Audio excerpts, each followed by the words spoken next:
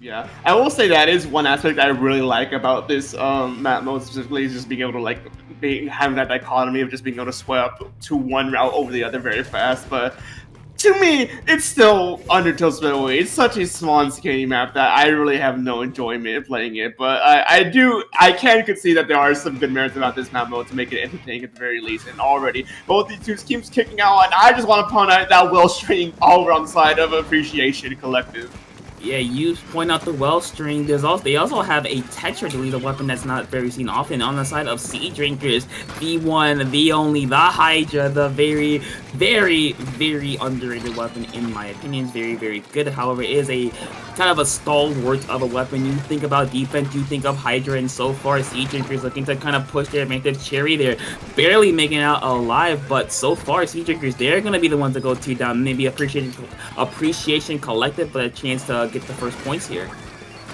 Trying to gun out so they can get that for the picks they need to get a push going. Appreciation Collective are slowly encroaching on SeaDrinkers, but they do go down one player. They go down another player. It has flipped. The script has flipped as SeaDrinkers now have the opportunity here with a third one down from the Trizuka. They have the opportunity to finally pick up this Rainmaker and get a push going, but no, they're just back and forth trading between these two teams. As soon as that pick gets taken from one team, it is returned by the other, and no push has been made, and we're already 1 minute and 15 seconds into this match. I mean, look at these two teams. They have very defensive backlining weapons. But as I say, that SeaDrinkers with a very quick 3-down scenario. That's a delayed wipeout, basically, as we do see SeaDrinkers with the opportunity to be the first ones to push out. Bulk help here. Gonna get a nice Booyah Bomb. 1, 2 going down. And SeaDrinkers will break the first barrier with only Cherry on the wellstring for defense. However, SeaDrinkers, they're gonna be a little bit more careful because the Rush Appreciation Collective is gonna respawn just in time. One does go down for SeaDrinkers. They do pick up the Rainmaker to potentially try and get a few more points, but I think that's going to be shut down by the Tetris only going in deep. And with 3 down for SeaDrinkers, Appreciation Collective now has the opportunity to at least get this Rainmaker to mid, maybe get it close to the checkpoint to get that checkpoint finally unlocked potentially here. But with the Resire does go into create some space, no, does not get a bunch of nothing. Caterpillar is online though, so if they do go down, and they do, it won't be as punishing as it normally would have been. Yeah, the Appreciation Collective, they had to deal with that little guy peeking his head out, the Hydra splattling, but looks like Cherry has some other things on their mind as the Zuka from downtown is going to be able to get a pick on the Rainmaker and stop the push before you have an opportunity to start Lunar here in the fight. With the Tetris going to go down to Woomy with the range blaster. So again, a lot of fighting, a lot of back and forth, and SeaDrinkers, the more time that takes off, the better it becomes for them, because now Appreciation Collective, still, they have to break through that barrier. They have to get through the first checkpoint, and with bulk help on the Hydra here, it's going to be very hard for them to do that. That Hydra's definitely proved a lot of issues for Appreciation Collective. A good hold by the SeaDrinker. So on top, with the Rainmaker being reset, means this team is brought back to mid here to try and play out the neutral. See who can get that first opening pick here. Izuka has popped to try and force it out. No, the Reslider does force out another one, but no, not another pick. Way up on. Hopefully gets that picks on the pick, but no, yet again. 2 does go down. 2 player as they're trying to clean up the remaining of their team. SeaDrinkers going in, picking up the Rainmaker to try and at least extend the lead if possible. I mean, they're gonna try their best, but Appreciation Collective, I think they've learned from their mistakes of that first push, putting a bit more emphasis onto defense here, as one of the Zap Forces Drinkers is gonna go down. We do see Appreciation Collective trying to slowly encircle that Rainmaker. It is gonna work out in their favor with another one going down. Jumpers coming in for Appreciation Collective to kind of shut down that push for SeaDrinkers. But now they have about a minute left to go. They really need to get some points on the board. Yes, they have a couple points there for themselves, but they need a lot more to get close to the lead. Yeah, and the main thing that will slow them down here is that checkpoint. Even if they do get that checkpoint unlocked, because of how scoring works, they'll be set at 61 points versus trying to tie it out at a natural 60 points or even 59. So they not only have to try and get additional points, they have to break that Rainmaker and pick it up once again once that checkpoint is taken down. And with 39 seconds remaining, it's going to be a bit of a hard task as Trizuka does come out to get taken down for Appreciation Collective. SeaDrinkers are going in on that Rainmaker to try and pop it so they can at least hold on to it and prevent an overtime scenario. I mean, they're gonna try to as SeaDrinkers. They have about 24 seconds left. If you're in the shoes of them, you just need to stay alive. But the Reef Spider has other plans. As Appreciation Collective have the 3-man up advantage. They're gonna try to get more points on the board, but unfortunately for them, SeaDrinkers are gonna respawn right away, 2 points away, holding strong. And Appreciation Collective not able to get close to the Rainmaker. Wumi will be the last member down, and SeaDrinkers by the skin of their teeth will hold on for game number 1. A good hold there from SeaDrinkers to be able to get Appreciation Collective like properly zoned out for majority of that game was really well done. The Hydra is showing its value here, just being able to just be the proper like bastion of absolute defense for SeaDrinkers. I'm sorry, yeah, for SeaDrinkers here. And that opening push there also was not half bad either. Taking it down to just at 60 points. Sometimes all you need is just the first checkpoint ticked, and that's it. I mean, yeah, especially if you're gonna take it on this left side, the first checkpoint kind of can become a very big pain in the side of any team, because you're kind of stuck again in this kind of elbow area. You kind of have to, you're at a height disadvantage. You're kind of forced to just use whatever you got and throw it at the wall and just see what sticks. But unfortunately for Appreciation Collective, they just didn't really have the opportunity to do that, because like we said throughout the entire game, the Hydra just kind of worked out very much in their favor. Mm-hmm. And now it's going to be the question of what is going to be pulled out here to try and counteract that Hydra if they expect it to come out once again. Here on Medical Mart Tower Control, I do not expect that Hydra going anywhere. There's a lot of good sight lines that you could use the Hydra and abuse the Hydra with to just be able to dominate even more control. You have your stats, you have your snipe, you have the tower itself as it's moving to just command so much area, to command so much turf around you, just to be able to get pushes going and steamrolling. It's a very daunting weapon in the right hands. I mean, and speaking of the Hydra, while we're on the topic, it also is very good at defense, because like you said, it can take advantage of snipe basically, and just kind of sit up there, take advantage of the area above freezer. It could just sit there, and then you're, of course, since it is tower control, you are forced to go through them. You can't go around, you can't go under, you can't go above, you gotta go right through that area. So you're forced to deal with the Hydra. And if you're the members of Appreciation Collective, I think your goal is to kind of flank the Hydra, get under get them looking somewhere else, get them looking over to that left hand side, get them looking behind them. Just keep the Hydra or whatever backline they decide to bring it off their game, off their mojo. Try to keep them in a spot where they can't look solely at the tower, because once that happens, it becomes a lot tougher to push through. And this is where like I mentioned earlier in the stream today, is that on Mega Mart, you really, the weapons you really like to see here are blasters, rollers, and buckets. With mentioning on having just have a distraction for the Hydra, that way it's not looking at the tower constantly. Those 3 weapon classes could be a nice cushion here to try and pull some of that attention away, to try and go in from the backline with the flank and just be an annoying little rat, and even getting maybe a kill or 2 on the Hydra as it's looking at you to try and dissuade you from pushing, which lets the tower to push up further and further. It could see some use here, but some of that also just kind of relies on the confidence on the players from Appreciation Collective with those weapons. For the Hydra, with such a long range, if you are not properly using your cover or properly using your flank routes, you're going to get caught out and you will get heavily punished. Yeah, and speaking of those rat weapons, those kind of get off target, we did see Appreciation Collective bring out a Tetra Dually in game number 1, so I wouldn't be surprised if that stays, because as Tetra Dualies are, they are one of the best weapons along with Tent to kind of get attention away from the rest of your team. However, being that good of a weapon, you are going to have to fight potentially a 3v3 scenario, so you're gonna have to really rely on the rest of your team to kind of play around you basically not being there. So, if the best way I could put it, So for Appreciation Collective, it's how well can you get your Tetras in place? How well can you get your Tetras to go to a spot where the members of SeaDrinkers are going to be looking away from you and not at the tower? Since I do think it could be relatively easy for them to get through that or get to that first checkpoint. It's just getting past it is going to be like the real struggle for them. Yeah, most definitely. And as a reminder, folks at home, now that we're in the bracket stage of this tournament, we are in a best of 3 versus the playoff 3 we have seen before. So this is actually Appreciation Collective's last chance to try and make the adjustments they need to stay alive in this set for a little bit longer. This is the moment you need to make your decisions about how you want to go about the Hydra if you're expecting the Hydra, because once you're done here, I'm pretty sure you're done for your run. So you got to make things count here.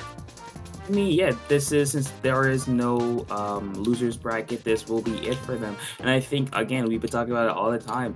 Getting the Hydra distracted, getting them to look away, even for just a second, is invaluable. Those seconds will add up over the course of the game. But enough speculation. Let's hop right into our potential the potential final game for Appreciation Collective, or will they hold on to force a game number 3? Let's see what they bring out. I believe the only change for them is going to be the shot being exchanged for something. And actually, no, never mind. Cherry went over to the pencil instead of a wall string. I think I like Appreciation Collective's weapon lineup here a bit better than they brought the last game, but already the shot getting shut down by the Hydra, Blaster needing to go up a bit more to try and collaborate with that push there, but one player down for the SeaDrinkers, one player down for Appreciation Collective. Importantly, the Hydra is down, so they do have the opportunity here to have free rate control for the next few seconds to try and get the picks they need to get a push going, but no, SeaDrinkers are just holding strong. Appreciation Collective taking one for one trades. It has been a bit of a stalemate here as no team has been able to get as much of an advantage over the other. I mean, yeah, it's just been a lot of trades back and forth. Toffles with the refresh, able to get one and get out unscathed. Woomy with another pick. So SeaDrinkers, they're gonna go 2 down here. Freezy just watching for any flanks. They're gonna collapse on one. One's gonna go down. No more Hydra for them. Woomy trying to get something going. Freezy gonna force them away. Lunar on that's gonna drop as well. So now for SeaDrinkers, it becomes, can you play solid defense? And the answer will be yes, as Bulk Help is back. They're back in position. So now Appreciation Collective is going to have a lot tougher time getting through.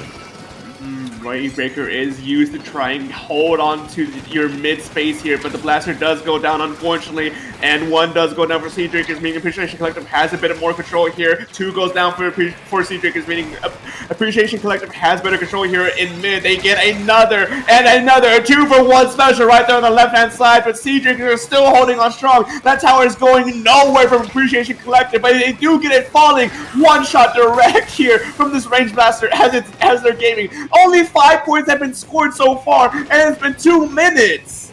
I mean, yeah, this is kind of what Hydra does. It's a very defensive weapon, but translating that into offense is very, very difficult. We do see Appreciation Collective getting another point on the board, as they're going to get a couple more, as they're going to get 2 at first checkpoint here, but the question becomes, can they break through? Hydra does have the Booyah Bomb at the ready. As I say, they are going to pop it. The Zuka's going to come out. They're not going to find a pick, but SeaDrinkers are going to go 2 down. So Appreciation Collective with the opportunity here to break through the first checkpoint, maybe get a little bit more out of it. That first checkpoint is kind of huge for Appreciation Collective, where they have that additional push power if they ever want to try, if they ever get the chance to go for that second checkpoint here. But 2 goes down for Appreciation Collective. SeaDrinkers are collapsing on the remaining members of Appreciation Collective, getting yet another pick, keeping Appreciation Collective down. That's 3 down for Appreciation Collective. SeaDrinkers now has the opportunity to take this first checkpoint without much of contention. Depending on where that Hydra's setting up to, it's going to be a hard thing to try and push past through. And that first checkpoint is gone. That tower control is moving. The Hydra is on the tower. It means there's so much space that can control and commandeer, especially with the Tactical and the Booyah Bomb in combination.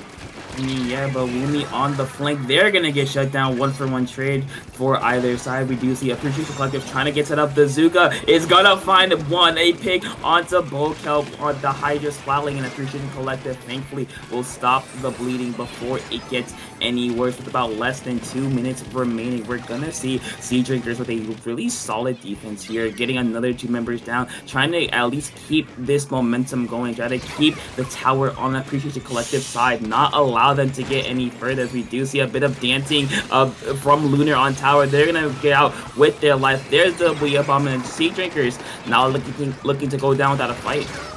And with Tactical online for SeaDrinkers, they have every opportunity here to go as aggressive as they want, while that Tactical is online to just clear some space from Appreciation Collective so they can push that tower even further in. And with the constant back and forth trades from these two teams, SeaDrinkers are finally able to get the tower rolling once again, now without the loss of their Tactical. But there's one player just sitting under this ledge, being a harassment for Appreciation Collective. Now, as the lead has been widening in points, 41 points remaining, they're already at that second checkpoint. Things are starting to become slipping away for Appreciation Collective.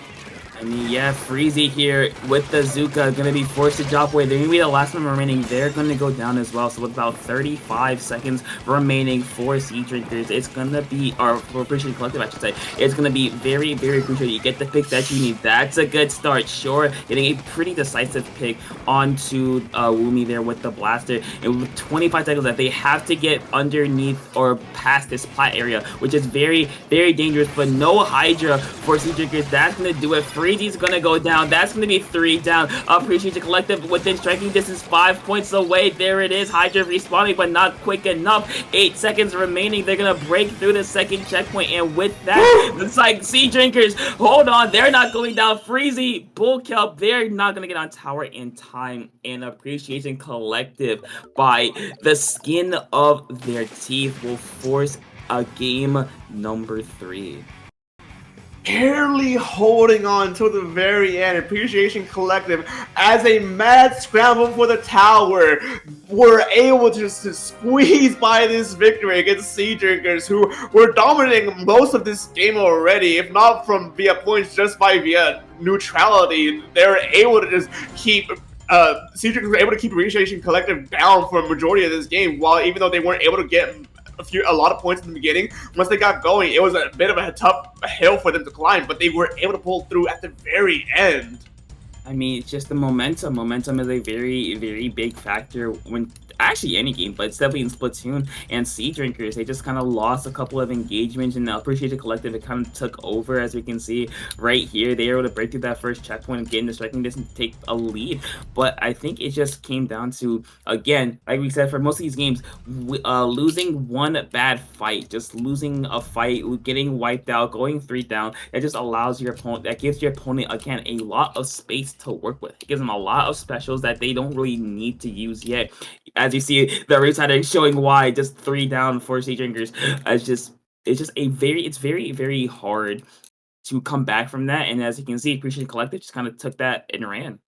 It was a very good fight there at the end for Appreciation Collective to be able to win that second game for them. But now moving on to Zones Mahi Resort, game 3. It's gonna be do or die here. Whoever loses goes home, which I know none of these teams want to go home this early in the bracket series, but someone has to, and I'm eager to see exactly what adjustments are going to be made from here. We've seen Appreciation Collective make the adjustments for the Hydra. Maybe it wasn't as effective as it was this game round, so now SeaDrinkers have to be thinking about what can they be doing against Appreciation Collective better.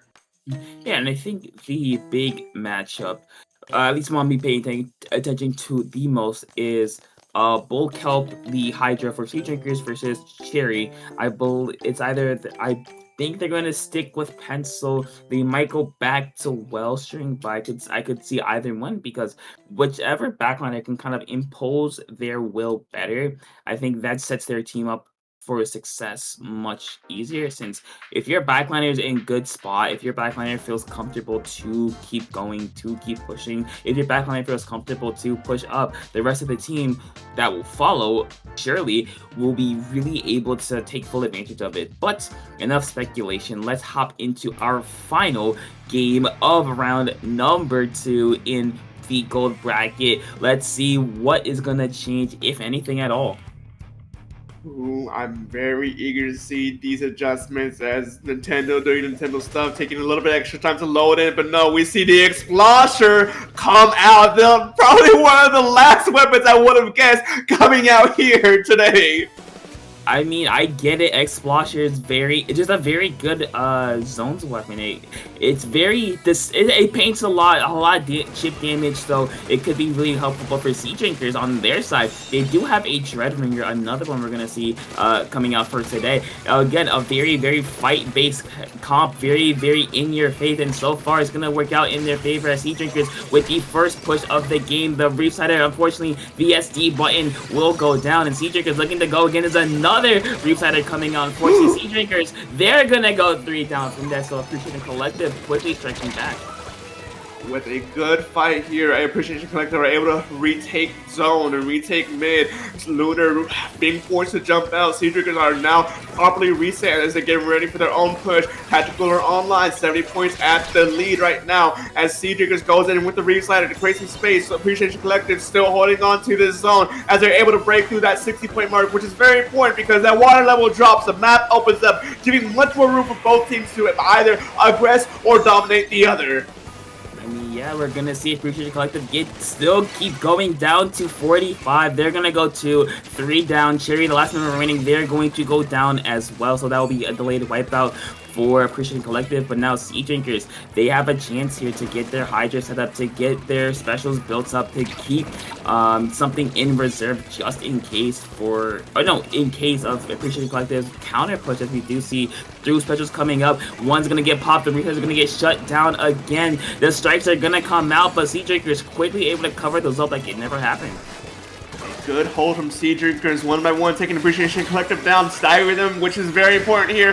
They were able to get the zone flip while no one's looking, just barely 1 point away from getting the lead. Unfortunately, giving them such a heavy penalty now at this point. SeaDrinkers has to buy some more time if they want to actually take this lead, but with 2 down for Appreciation Collective, it might not be much of a hassle here as they're still holding on strong. I mean, yeah, they're holding on strong, about to eat through their penalty points, but Appreciation Collective not giving that up super easily, putting them even more penalty points onto them. Just very back and forth between these two teams, but Appreciation Collective will go 3 down, so that will possibly be it for their push for the moment. But SeaDrinkers, with no orange in sight, able to quickly take back that lead. Is gonna go back and forth, and they're gonna start counting down. However, Appreciation Collective, here they are again. There's the special at the ready. There's one. There's a Reef Sider. The splashdown's gonna be used as SeaDrinkers gonna hold on for all they can. They're gonna go 2 down, but Appreciation Collective not able to finally cap the zone. They're not able to do it just yet. Volkelb is gonna pop a Booyah Bomb, but not before they lose the zone here. A very important zone flip here. Even if Appreciation Collective does lose out this fight here, they bought themselves some extra time with that heavy penalty, but Appreciation Collective still has the ball going. 1 does go down for SeaDrinkers as they Reef Slider in and get a 1-for-1 trade here in mid, but 2 down for SeaDrinkers means they're going to be forced to back up a bit and properly regroup with the remainder of the team as Appreciation Collective are pushing up. They're getting ready for their own counter push here to try and make sure they can lock them out, especially with Tactical on their side. 1 minute 30 seconds remaining. They are done with the penalty points. They could potentially take lead here, depending on how this next team fight goes. I mean, but Freezy trying to open things up with a bang, able to get 1 down. The Tetras are going to go down for Appreciation Collective. There's a Booyah Bomb coming out. Another one's going to go down, but Appreciation Collective holding on to zone. It's going to be neutralized. However, it's not going to flip, and Appreciation Collective able to hold on. They're going to able to get the lead, but not before SeaDrinkers is going to come right back in, get another large penalty on Appreciation Collective. But however, SeaDrinkers not able to really capitalize on that yet, as they're able to finally get the members of Appreciation Collective out of their hair and get penalty points on them. However, with a minute left to go, this is still anyone's game. It's neck and neck right now. There's only a 5-point differential between these two teams, but SeaDrinkers' penalty points are almost good as gone here. Only 5 points ticks remaining for their penalty points, and they have more players here at the ready to defend for this, but the Appreciation Collective are going in to try and make sure they can shut them down, but 3 goes down for Appreciation Collective. SeaDrinkers has the player advantage here just to hold on and stall them out, giving this game number 3 to SeaDrinkers. You know what? Talk about clutch. That's exactly what they needed. They got the picks that they needed.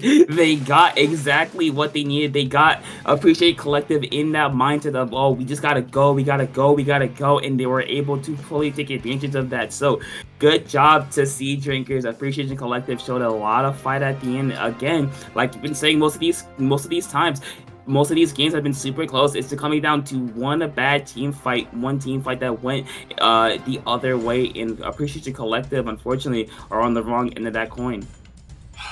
Man, oh man, being knocked out for you're on the second round this early in the bracket has got to sting a bit. But man, you made it this far. You got to be proud. Appreciation Collective put up one hell of a fight against SeaDrinkers, really making them work for their victory here. So you got to be proud of yourself nonetheless for the result of this match. But man, oh man, what a set that was, and what a block today was. I mean, yeah, that was a really entertaining set. But as Dark just said a little bit earlier, that will be it from us. We have a little bit of housekeeping to take care of. So, Dark, where can people find you? Well, you can find me both at Twitter, Twitch, Blue Sky, most socials at SPF_Dark, where I repost from time to time and stream when I can and just have an all-around good time. And I'm also can be heard at probably most likely once a week at the very least at multiple different organizations, Dabble Productions, Under Pressure, CCA, Splatoon Tournaments in season. I'm all over the place. You hear me once or twice throughout the week, most likely. Where can they find you, Topic? Yeah, you can find me over at topical_2 on Twitter, Blue Sky. Discord is at topic_2. We usually talking about where I'm commentating next, or just yapping the ramblings of a madman, whichever one I feel like talking about that day. So with that, that'll be it from us for now, but not it for our tourney, because stay in your seats because we have Rocket and Vic Villian commentating next. So I hope you guys are gonna enjoy this, but stay right there because we got round